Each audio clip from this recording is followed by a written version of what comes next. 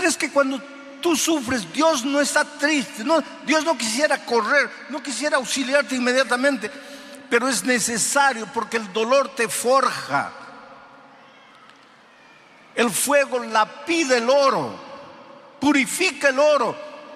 Tú eres oro, pero necesitas purificarte. Y el instrumento para eso es el dolor. El diablo inventa el dolor. El dolor nace en la mente del diablo. Pero ya que vivimos en este mundo y el dolor nos va a tocar, Dios utiliza el dolor como un instrumento de crecimiento. Vamos al texto bíblico. El libro de los Hechos de los Apóstoles, capítulo 16. He pedido que coloquen el texto en la pantalla. Voy a leer solamente el versículo 27 y después les voy a contar el contexto de la historia para entrar en detalles del texto. Miren lo que dice el versículo 27. Despertando el carcelero y viendo abiertas las puertas de la cárcel, sacó la espada y se iba a matar, pensando que los presos habían huido. ¿En qué circunstancias sucedió esto? Entonces ahora les voy a contar el contexto de manera general. Pablo estaba en una ciudad llamada Troas cuando tuvo un sueño. Un ángel se le apareció en visión y le dijo: pasa a Macedonia y ayúdanos. Él estaba pensando retornar, pero al recibir este llamado divino, llegó a la ciudad de Neápolis. Hoy día es el puerto de Kavala. Llegó allí y más o menos a unos 25 kilómetros se encontraba la ciudad de Filipos. Dios fue muy bueno con Pablo y Silas en Filipos, pero sucede que ahí en la ciudad había una joven que era poseída por el demonio y que adivinaba cosas. La gente se impresionaba y había gente muy inteligente, muy hábil, muy así deseosa de ganar, que prácticamente lo había esclavizado. Esa gente cobraba dinero por la adivinación de esta joven. El dinero era para ellos, no para ella. Pero entonces esta mujer estaba perturbando a los apóstoles y pues el poder de Dios es grande. Miren, quiero decirles una cosa. El enemigo es real. No es una imaginación. El diablo no es una idea. Es una persona. Fue un ángel extraordinario. Se rebeló, siguió su camino egoísta, se apartó de Dios. Pero él vive. Y engañó a la tercera parte de los ángeles. Y hoy día, ¿qué hacen esos tantos ángeles? Se disfrazan de una cosa, de platillo volador, se disfrazan de fantasma, se disfrazan de alma penada, de condenado, de lo que ustedes crean, pero viene a engañar, viene a seducir. Entonces con el enemigo no se juega. Ten un poco de respeto, no respeto en el sentido de reverencia, sino de temor. No entres por entrar al terreno del enemigo. Pero por otro lado, ten en cuenta que tu Dios es poderoso y que el enemigo no puede hacerte nada. No tengas miedo de atravesar por un cementerio a medianoche, porque ten miedo de los vivos, porque los muertos ya descansan. Su cuerpo está en la tierra, el soplo volvió a Dios. No hay alma penada, no hay fantasma. Todos esos son engaños que el diablo usa para seducir, para mentir, para torcer la vida de mucha gente inocente. En aquella ocasión, la mujer estaba perturbando el ministerio de Pablo y Silas, y pues con el poder de Dios, el diablo fue expulsado de la vida de esta joven. Y al ser expulsado, ella ya no podía adivinar. Y al no poder adivinar, pues ya no le servía a los que ganaban dinero con el trabajo de la niña. Entonces ellos fueron a las autoridades y se quejaron de Pablo y Silas, acusándolos de muchas cosas. Y fueron aprisionados. ¿Por hacer qué? Por predicar el evangelio. Y encargaron al carcelero colocarlo en la celda del fondo y amarrarlo bien con grillos. Y lo amenazaron al carcelero: si ese hombre huye, si esos dos hombres huyen, tú las vas a pagar. Y ahí estaban. Estoy contándoles el contexto. Era medianoche. Pablo y Silas con las espaldas sangrando, porque antes de colocarlos en la prisión los habían azotado, doliendo. Querido, hay una cosa: mientras vivamos en esta tierra, mientras peregrinemos en este mundo, muchas veces nuestras espaldas van a sangrar.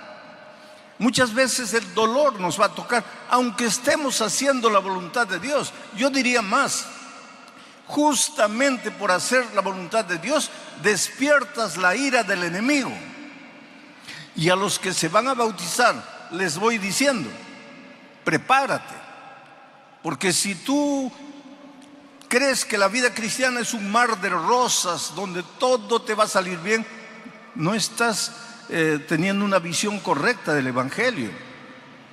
Al entregarte a Cristo, vas a tener un Dios todopoderoso a tu lado, miles y miles de ángeles para protegerte, defenderte, darte fuerza para continuar el camino.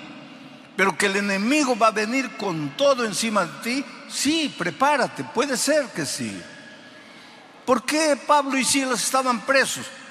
Por predicar el evangelio, por hacer la voluntad de Dios, por expulsar un demonio.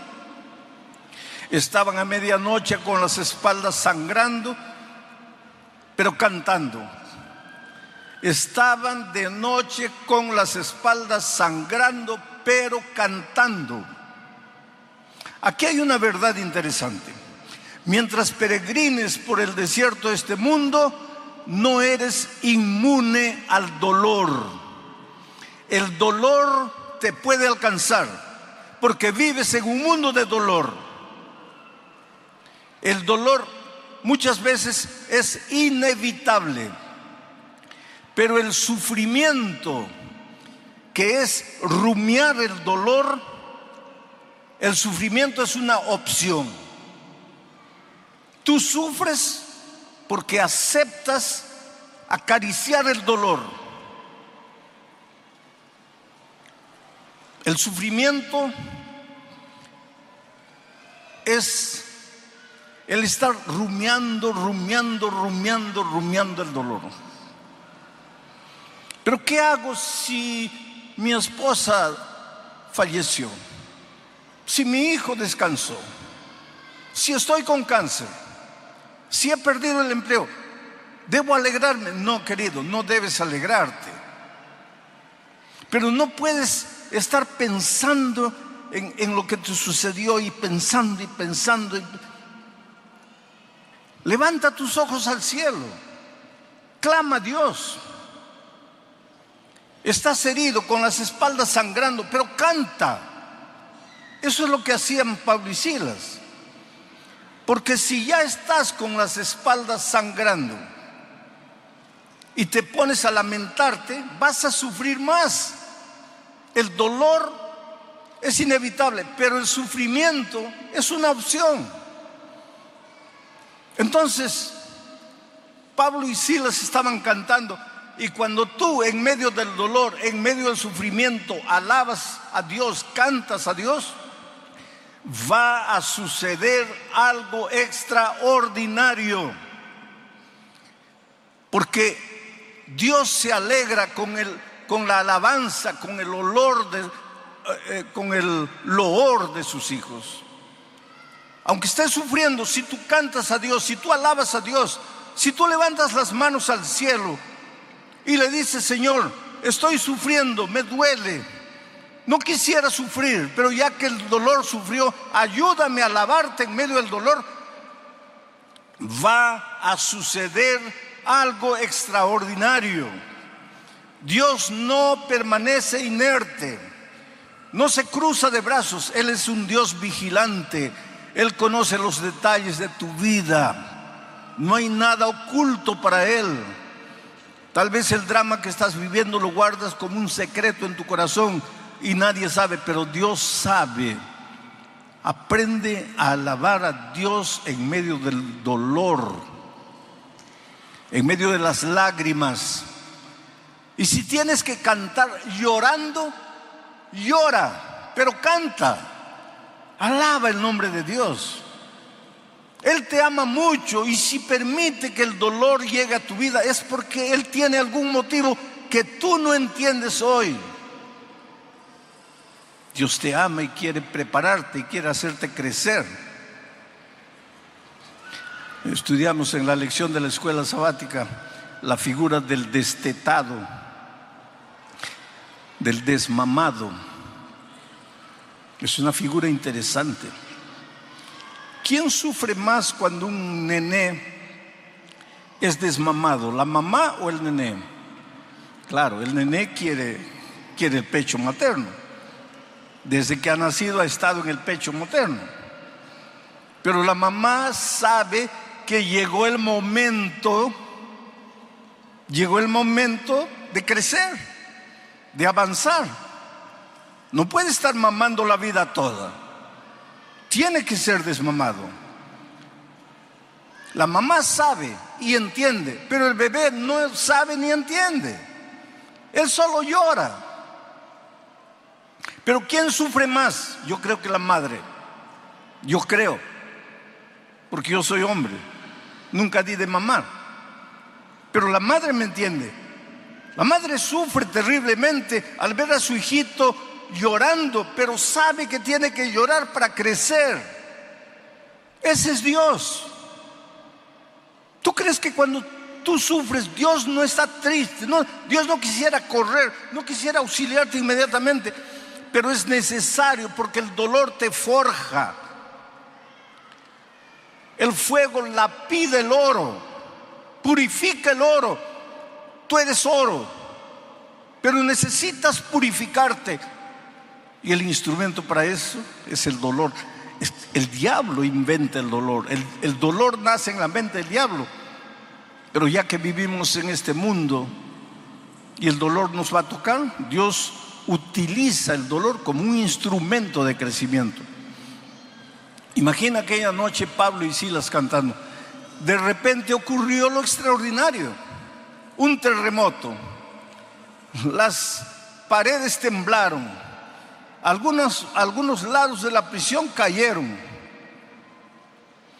Y cuando el carcelero despertó, lo primero que pensó fue: los prisioneros se han escapado. Y si se han escapado, yo estoy mal, porque me han dicho que yo soy el responsable. Y si los dejé escaparse, ellos me van a matar a mí. Estoy perdido. Ya no hay solución. La única solución para mí es la muerte. Entonces agarró la espada y estaba para clavársela cuando oyó la voz de Pablo y Silas desde adentro que le dijeron: no te hagas daño, estamos aquí, no hemos huido. Voy a pedir ahora que vuelvan a colocar el primer texto, porque hay unas implicaciones interesantes que quiero extraer del texto. Despertando el carcelero. Cuando el carcelero despertó, claro, aquí está narrando la historia. Él estaba durmiendo, era medianoche, con el temblor, todo, despertó. Pero nosotros podemos extraer una verdad espiritual interesante. Un día todos los seres humanos necesitamos despertar. ¿Despertar para qué? Para cobrar, para tener noción de la realidad. A veces caminas en la vida a la orilla del abismo, te vas a destruir, te vas a matar. El camino por donde estás yendo es un camino de muerte, pero no te das cuenta porque estás durmiendo. En algún momento de la vida tienes que despertarte, y cuando nos despertamos cobramos noción de la realidad. Solo que cuando tú no tienes a Cristo y cobras noción de la realidad, ¿qué es lo que dice? Y viendo las puertas abiertas, porque ahora ves la realidad, viendo las puertas abiertas de la cárcel, sacó la espada y se iba a matar. Y eso es lo que sucede con mucha gente. Al contemplar la realidad, arruinó la familia, arruinó los negocios, arruinó su propia vida física. Ahora está con cáncer, está a la orilla de la muerte. Ha tomado la vida toda y ahora está con cirrosis al hígado. De repente despierta. A veces los golpes de la vida, los terremotos de la vida son para que despertemos. Y cuando despierta, se da cuenta de su realidad, de su triste realidad. Y la primera idea que muchos tienen cuando no tienen a Cristo es que la muerte es la única salida. Me suicido, me quito la vida. Y ahora mira lo que dice el texto. Pensando que los presos habían huido. Pero ¿qué dice el texto siguiente, el versículo 28? Mas Pablo clamó a gran voz diciendo. Claro que él gritó desde el fondo, pero aquí hay otra verdad que nosotros podemos extraer. ¿Acaso no apareció el tercer ángel en medio del cielo clamando a gran voz? Ahora está Pablo aquí clamando a gran voz. ¿Por qué? Porque ve un hombre que está para matarse. Oh queridos, en el mundo hay mucha gente que no sabe qué hacer, no sabe a dónde ir, piensa que la única salida es hundirse en el mundo de las drogas, o de la bebida, o de la promiscuidad, o matarse, quitarse la vida.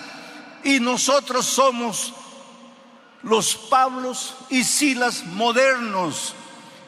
Nosotros somos representados por el tercer ángel para proclamar a voz en cuello, para gritar el evangelio en el buen sentido, porque hay gente muriendo, y eso hemos comprobado esta semana.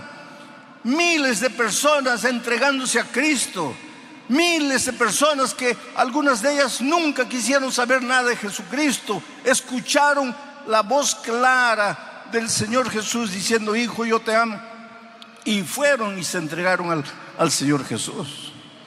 Sigo leyendo el texto, versículo 29. Él, el carcelero, al oír la voz de Pablo y Silas, él entonces, pidiendo luz. Claro, el texto es una cosa, yo estoy sacando lecciones espirituales. Él pidió luz porque estaba oscuro, escuchó la voz y quería ver si los prisioneros estaban ahí, por eso pidió luz.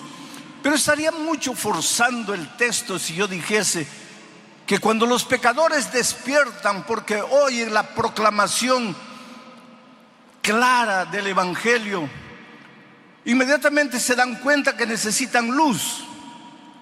Y la luz es la palabra de Dios. Lámpara es a mis pies tu palabra, lumbrera mi camino. Es la antorcha que alumbra en lugar oscuro. Entonces, no estoy forzando mucho el sentido del texto, aunque el texto es histórico, pero yo estoy sacando lecciones espirituales. Pidió luz y se precipitó adentro. Y cuando vio que los discípulos estaban ahí, temblando, se postró a los pies de Pablo y de Silas. Versículo 30. Y sacándolos les dijo: señores, ¿qué debo hacer para ser salvo? Ahora vamos a analizar esta pregunta.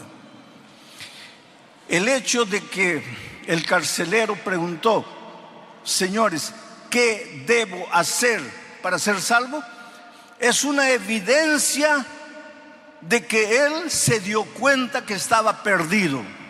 Él despertó, sus ojos se abrieron, la luz iluminó su entendimiento Y su primera pregunta es: ¿qué debo hacer para ser salvo?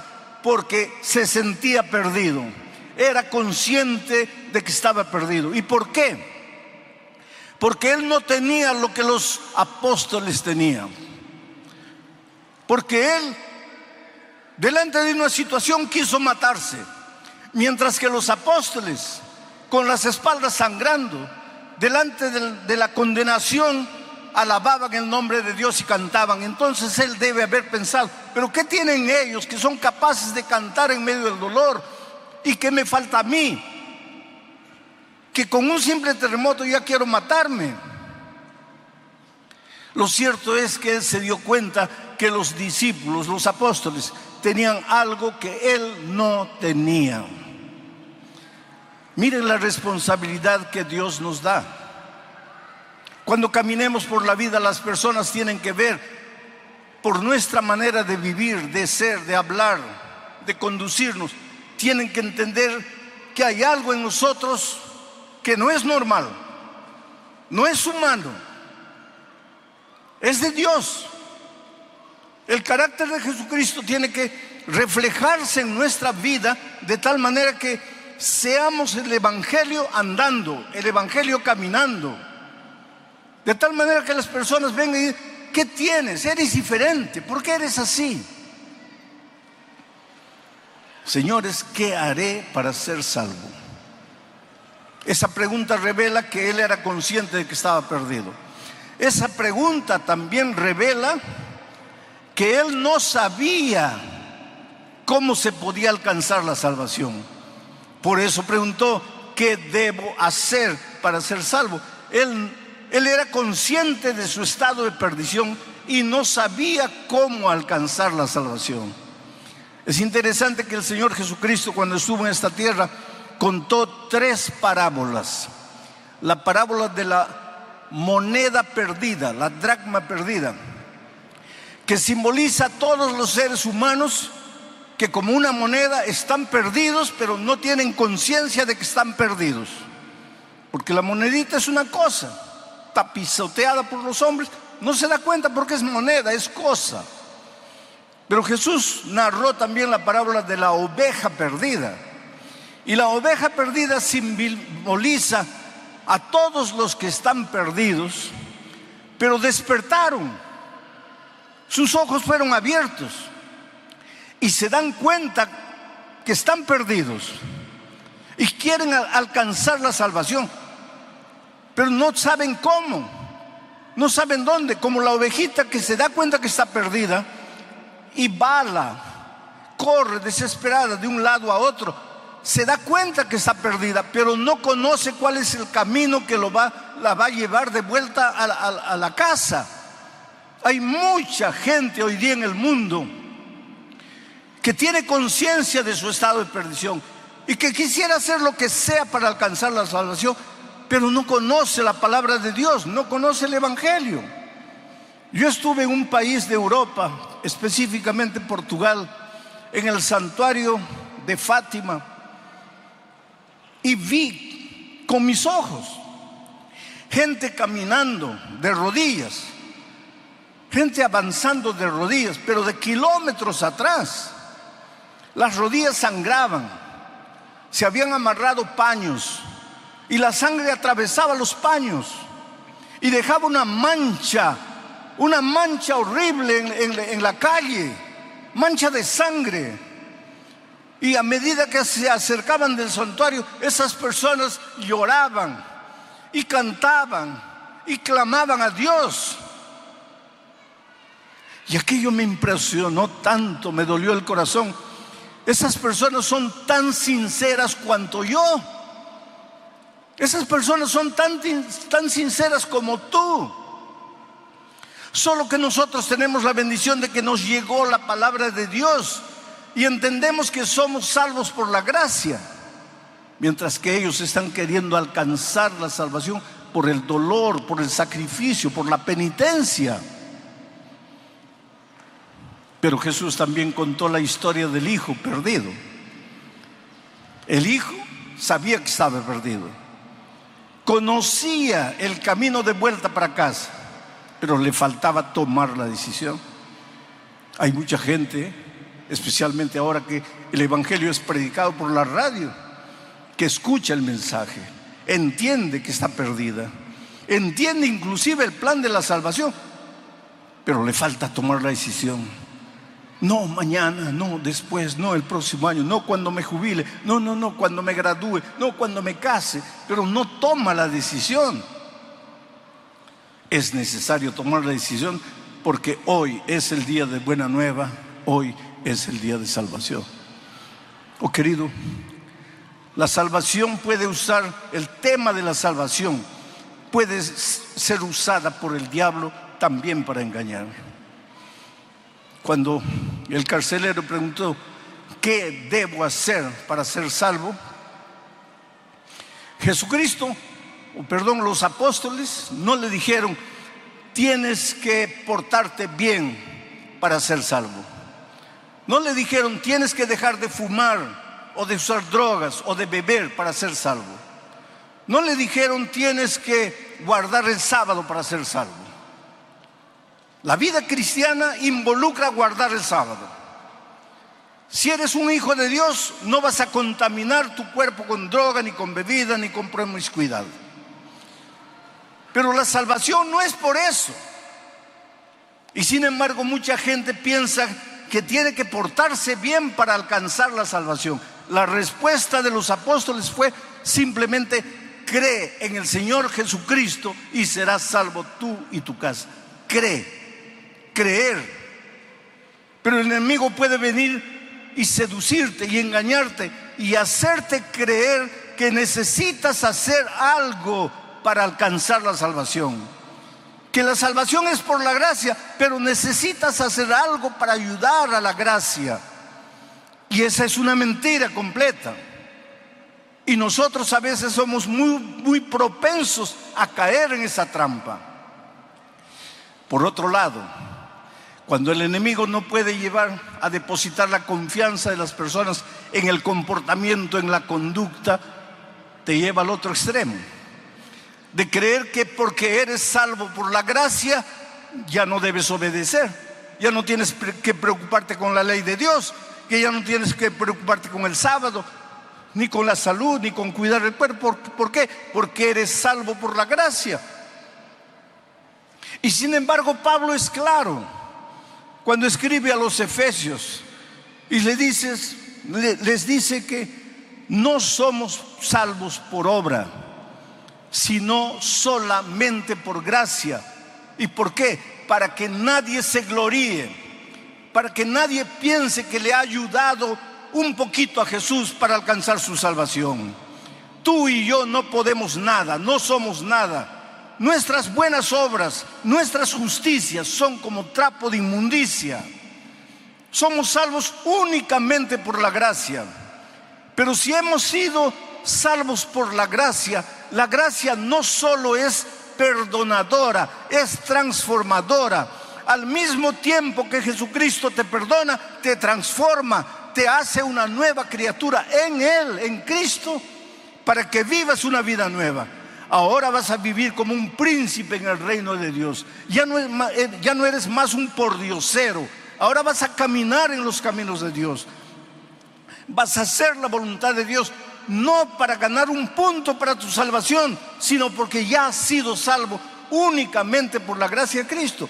Por eso Pablo dice, no somos salvos por obras, somos salvos únicamente por la gracia de Cristo. Pero enseguida dice, pero hemos sido creados para buenas obras. Las buenas obras tienen lugar en la vida del cristiano, pero no es el papel salvador. Las buenas obras son un resultado de la salvación por la gracia. Cuando el carcelero preguntó, ¿qué debo hacer para ser salvo?, la respuesta de Pablo y Silas no fue, no te preocupes, que todos se van a salvar. Y sin embargo, inclusive en la iglesia nuestra, vez por otra aparece alguien predicando que Dios es misericordia, Dios es amor y que un Dios amoroso jamás dejaría de salvar a sus hijos, por más que ellos hayan rechazado la gracia. A eso le llaman universalismo. Y hay inclusive ministros de esta iglesia saliendo por enseñar eso. Pero será tan difícil entender. San Juan 3:16. Porque de tal manera amó Dios, ¿a quién? A los adventistas no, a los bautistas no, a los presbiterianos no. Porque de tal manera amó Dios a los católicos, no. El texto dice, porque de tal manera amó Dios al mundo, a todos los seres humanos. Dios nos ama a todos. Seas bueno, seas malo, Dios te ama. Estés completamente hundido en la miseria de esta vida, Dios te ama. Porque de tal manera Dios amó al mundo y dio a su Hijo unigénito. Y ahora viene, para que todo aquel que en Él cree. El amor de Dios es para todo el mundo, pero la salvación es únicamente para los que creen. Entonces no puedes salir diciendo que Dios es amor, Dios es misericordia, y va a salvar a todo el mundo. Por eso es que la Biblia es un libro de llamado. Desde el Génesis hasta el Apocalipsis, Dios está llamando, ven, ven, ven, ven. ¿Por qué? Porque si te vas a perder. Por eso es que Él toca la puerta de tu corazón invitándote. Oh querido, ¿cómo eres amado por Dios? Yo siempre digo que nunca voy a entender, nunca voy a poder explicar el amor de Dios. También sería un atrevimiento. ¿Cómo explicar el amor de Dios? Pero lo predico, lo proclamo, lo enseño, lo digo sin cesar. Pero en las alturas de Puno un hombre viene con una botella de aguardiente en la mano, ebrio, y llega cerca de mí y me dice: pastor, Dios puede amar a todos, pero a mí no. Yo no valgo para nada. Yo soy un hombre malo. Yo gasto todo mi dinero en bebida. Yo golpeo a mi esposa, golpeo a mis hijos. Yo no valgo para nada. ¿Cómo Dios puede amarme? Por favor, no me preguntes cómo Dios puede amarte. Yo no sé cómo Dios puede amarme a mí. Yo solo sé que me ama. Y su amor me constriñe. Su amor me motiva, su amor me transforma, su amor me ayuda a caminar en sus caminos. No importa quién eres, no importa cómo vives o cómo has vivido hasta aquí. ¿Qué debes hacer para ser salvo? Cree en el Señor Jesucristo y serás salvo tú y tu casa. Ahora voy a terminar de leer el texto para entrar en la parte final de mi mensaje. El versículo 30 dice: y sacándolos, el carcelero a Pablo y Silas, sacándolos, les dijo: señores, ¿qué debo hacer para ser salvo? El versículo 31, ellos dijeron: cree en el Señor Jesucristo y serás salvo tú y tu casa. 32, y le hablaron la palabra del Señor a él y a todos los que estaban en su casa. 33, y él, tomándoles en aquella misma hora de la noche, les lavó las heridas y enseguida se bautizó él con todos los suyos. Qué final feliz. Sabes, yo tengo el mismo sueño que tú tienes, de ir un día al reino de los cielos. Y cuando esté ahí, me voy a acercar de un ángel y le voy a decir: ¿podrías mostrarme dónde es la casa del carcelero de Filipos? Y seguro que él me va a indicar: es por allá. Y voy a ir y voy a tocar su puerta y le voy a decir: mira, solo quería darte un abrazo, ¿podrías contarme qué es lo que sucedió aquella noche en Filipos? ¿Podrías contarme qué pasó cuando despertaste y viste que las paredes habían caído? ¿Qué entró en tu corazón que quisiste matarte? Yo estoy seguro que en la eternidad tendremos todo el tiempo necesario para que Él me cuente la historia. Y yo le diré: sabes, no te conocía, apenas había leído tu historia en el libro de los Hechos, pero he predicado de ti en tantos lugares del mundo. Y al final de mi mensaje he hecho una invitación para que las personas vengan adelante entregándole la vida a Cristo. Y cientos de personas vinieron, porque tu testimonio, tú no tienes idea de cómo tu testimonio ayudó a miles de personas alrededor del mundo. Oh querido, Dios te ama y ahora llegó tu oportunidad. Ven a Jesucristo. Muchos de ustedes ya han tomado la decisión de bautizarse y han estudiado la Biblia. Y si estaban en el valle de la decisión, en este momento con toda seguridad el Espíritu de Dios está tocando tu corazón y te está diciendo: bautízate. Pero muchos de ustedes están recién conociendo la palabra de Dios y lógicamente no se van a bautizar, porque primero tienen que estudiar la palabra. ¿Recuerdas el texto que dice que Pablo les enseñó la palabra y entonces él y su familia se bautizaron? Te voy a pedir que te levantes y vengas. Si quieres bautizarte hoy, o si simplemente quieres aceptar a Jesucristo como tu Salvador y expresarle tu deseo de continuar estudiando la palabra de Dios. En el nombre de Jesucristo, levántate y ven. ¿Quién es la primera persona? Miren, allá está un hombre caminando con fe.